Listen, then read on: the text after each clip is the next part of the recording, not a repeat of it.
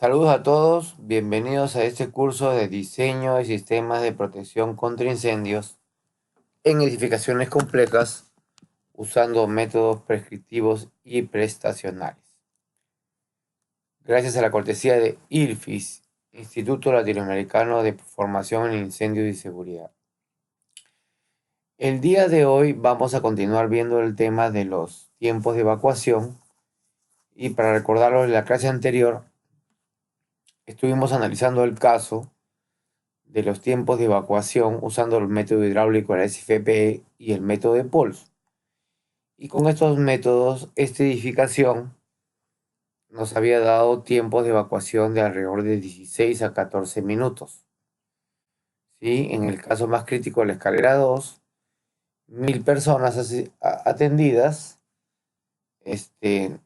16 minutos, y la escalera 11, 14 minutos.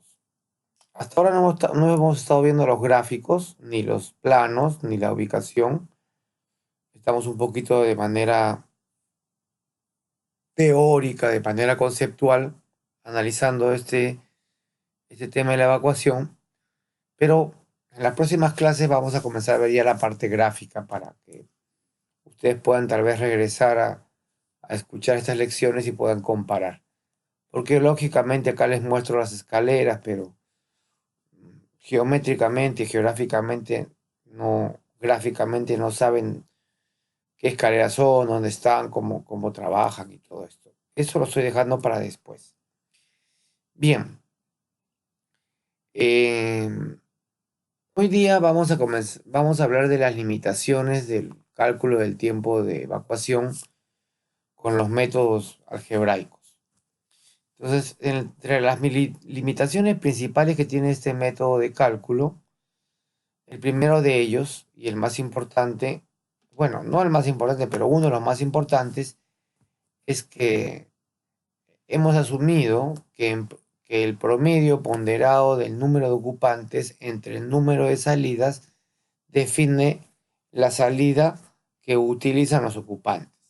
Esto quiere decir que al ser un promedio perfecto, se aplica de manera tal que el número de ocupantes que ocupan un piso escogen las escaleras únicamente de manera algebraica, basados en que el número total de ocupantes se divide proporcionalmente al número de salidas.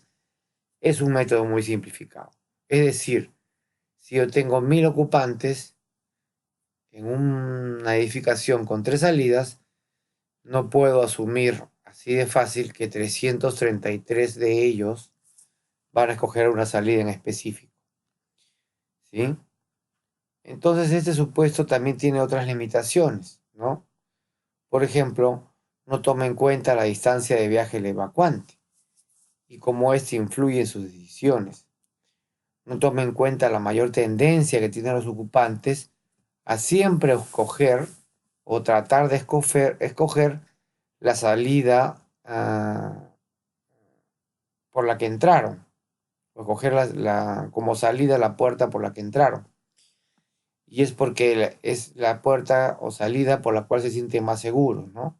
Entonces, si ellos pueden estar más cerca a una salida que les correspondería por distancia, que esté debidamente señalizada, pero como no la conocen, la desconocen, pueden tener el miedo de que esa salida no sea segura, o que esté bloqueada, o que esté con un candado, con llave.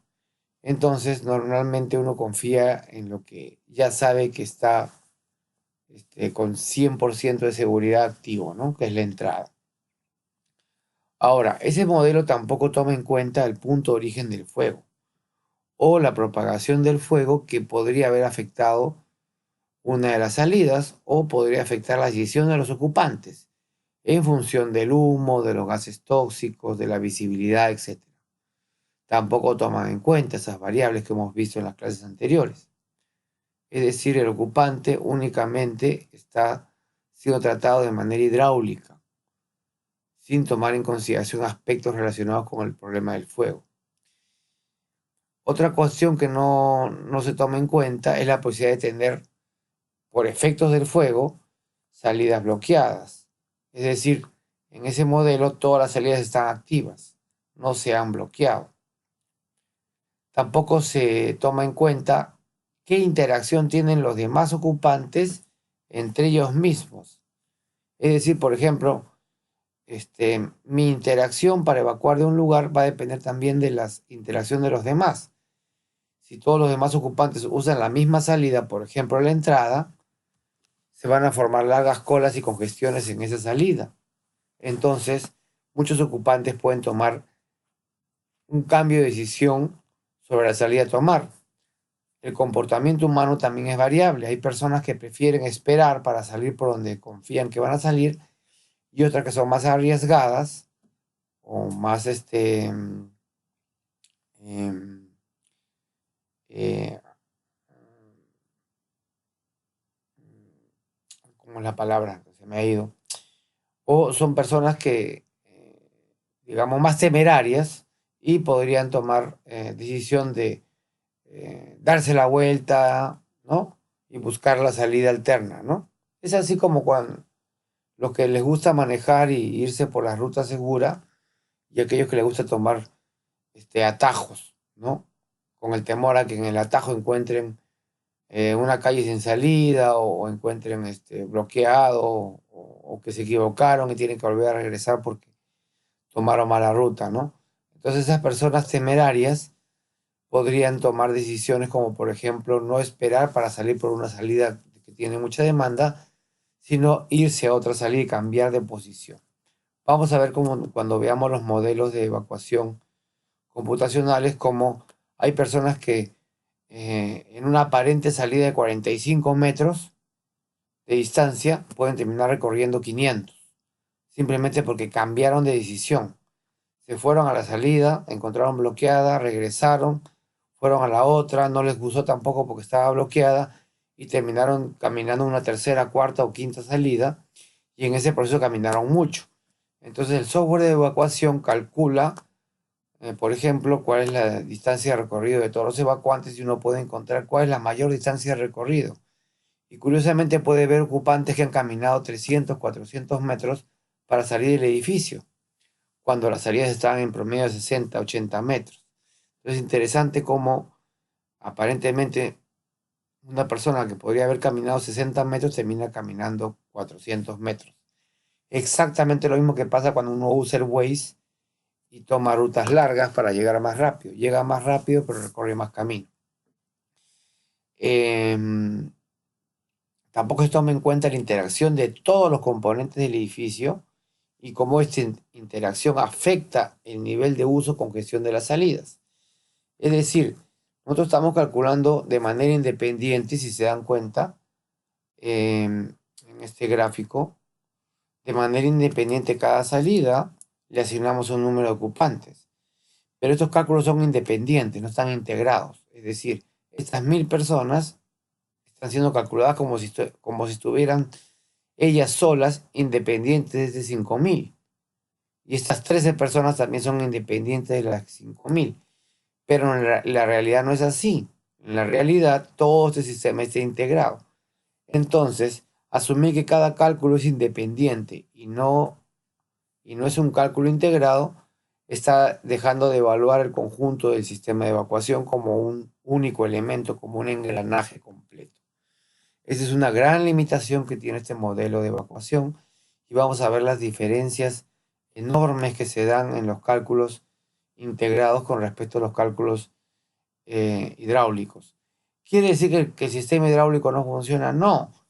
El sistema hidráulico, con todas sus limitaciones, sirve como medio de referencia y además en instalaciones no tan complejas es muy, muy efectivo.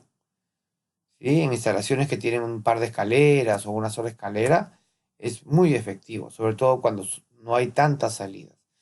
Pero un sistema como esta edificación que estamos viendo, que tiene 11 salidas, es imposible evaluarlo con este método. No obstante, para efectos de enseñanza, yo les he dejado, lo he hecho para este proyecto, pero únicamente para saber qué tan limitado puede ser. Entonces vamos a ver las diferencias que me dan los resultados para lo mismo con los métodos basados en software o con métodos más complejos de cálculo. Ya no nos va a dar 16 minutos, por ejemplo, ¿no? O estos 16 minutos o 15 minutos promedio para que se evacúe toda la edificación. Finalmente, los datos demográficos también son variables relevantes en el análisis. Variables demográficas son las características de la población, ¿no? Por ejemplo, las genéticas de cada individuo, ¿no? La edad, el sexo, el género, la condición física, sus habilidades, sus discapacidades, su raza, su cultura. Para concluir la clase de hoy, vamos a hablar un poquito de estas tipologías de ocupantes. Como bien sabemos, en esta edificación tenemos, es una edificación mercantil, educacional y residencial. Acá he hecho un análisis nuevamente en inglés sobre la capacidad de autopreservación, las características de los ocupantes. El primero, la capacidad de autopreservación, personas discapacitadas, físicamente impedidas, mentalmente impedidas, en edades mayores de edad o jóvenes, con estas variables que son bueno, normal y bajo. ¿Qué tanto nuestros ocupantes son considerados que superan esa variable, ¿no? Donde B es bueno, N es normal y donde G, good, es bueno, N es average, promedio, normal, y B es malo, ¿ya? Entonces, en términos de autopreservación o personas discapacitadas, podríamos decir que en los tres ambientes podrían haber una cierta cantidad de personas discapacitadas, mayores o muy jóvenes, ¿no? En la zona mercantil, la población es variada. En la zona educativa, normalmente pueden haber físicamente personas discapacitadas y con mayor razón en la zona residencial. Entonces podríamos decir que normalmente se puede encontrar en la distribución de ocupantes que usan el edificio personas con ciertas discapacidades, en sillas de ruedas, bebés, niños, personas muy mayores, etcétera, etcétera, etcétera. En cuanto a la población, respecto a esto, ¿qué tan distribuidas están las instalaciones y si está bien balanceada las salidas? En este aspecto, me parece que las tres partes de mi edificación tienen un buen balanceo, un mal balanceo de sus variables de población. La población está muy concentrada en una sola área, que es los primeros pisos del centro comercial. Y en la parte superior de la edificación hay pocas personas, que es la zona de vivienda. Entonces el balanceo es malo. Casi la mayoría de los ocupantes están en la zona mercantil y educacional. Y en la zona residencial muy pocos ocupantes. ¿Sí? Si regresamos a las tablas donde estaba mostrando la cantidad de ocupantes, se podía ver que había muchísimos ocupantes en los primeros pisos y muy pocos ocupantes abajo. Entonces, en ese aspecto, no había una muy buena distribución de ocupantes en esta edificación. Lo mismo sucede con las densidades. Las densidades en la zona mercantil y educacional son muy altas, o sea, en ese sentido son malas, y las densidades en la parte residencial eran buenas. Con respecto a la familiaridad de las personas con respecto a la edificación, ¿qué tanto la conocen? Obviamente la parte mercantil son gente, salvo los que venden en las tiendas, los ocupantes no conocen las edificaciones y no están familiarizados con ellas. Entonces son malos para poder identificar el espacio donde se encuentran las salidas de emergencia. La zona educativa se puede considerar normal porque son gente que normalmente va a estudiar todos los días, pero siempre hay nuevos estudiantes. Y en cambio la zona residencial es una zona muy buena donde la mayoría de ocupantes es familiar, está familiarizado con el edificio, salvo las visitas. Con respecto al nivel de alerta, que es otra palabra importante, el nivel de alerta de la zona mercantil y educacional siempre es bueno, porque son personas que normalmente están despiertas con sus 4 sentidos o 5 sentidos. No sé, bueno, 4 sentidos. En cambio, en la zona residencial hay momentos en que el nivel de alerta es muy bajo. Por ejemplo, a medianoche, una evacuación nocturna o personas que pueden dormir hasta tarde. La afiliación social. El comportamiento de una emergencia también es influenciado si uno está solo o en grupo. Algunas veces el grupo contribuye a un nivel de respuesta menor con respecto al fuego, porque vamos a ver unos videos, la afiliación social puede influenciar en que uno dude porque se siente más seguro al estar con un grupo. Y esa afiliación social se va a dar, va a ser buena en la zona residencial, donde todos se conocen, familias se conocen entre ellos y vecinos también. En la zona educativa también, pero en menor medida, es más normal, pero en la zona mercantil es muy mala, porque normalmente entre todos no se conocen, no hay ese nivel de familiaridad. Y eso tiene una gran influencia en aspectos que, bueno, que no se pueden evaluar ni siquiera, es más complicado de evaluar incluso de forma computacional. Es muy complejo, pero sí es necesario mencionar. Finalmente, y para concluir con la clase del día de hoy, estar acompañado solo también es una variable importancia. El hecho de estar acompañado puede generar inhibición en la definición y el inicio de las acciones de evacuación. Una persona acompañada se siente más segura. Una señal ambigua de que hay un incendio, pero hay una duda, podría generar que personas que están acompañadas se vean más protegidas, ¿no? El hecho de estar juntos hace de que el nivel de respuesta eh, a lo que sucede pueda llegar a ser estar protegido. Sin embargo, cuando uno está solo, su respuesta a esa ambigüedad es menor porque se siente más inseguro y podría tomar decisiones de, de, de autoprotección más efectivas, ¿no? Entonces, en ese caso, en la zona mercantil podríamos decir que como hay muchas personas que podrían estar solas, que no es el caso de la parte educativa, donde no se sienten solos, o la residencial, podríamos decir que es mejor, es más buena la relación de esa relación de evacuación, ¿no?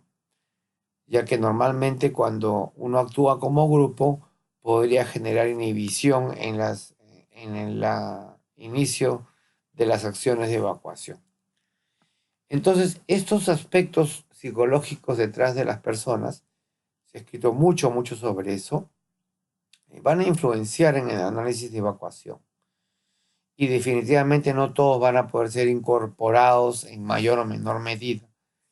Pero una ingeniería basada en el desempeño, una ingeniería prestacional, tiene que de todas maneras incorporar estos aspectos y tienen que ser claramente estudiados. Parte de mi tesis ha sido estudiar estos aspectos en relación a estas tres tipos de edificaciones, mercantil, educacional y residencial, y esta matriz que estoy mostrando es parte de ese análisis. A nivel cualitativo, ¿no?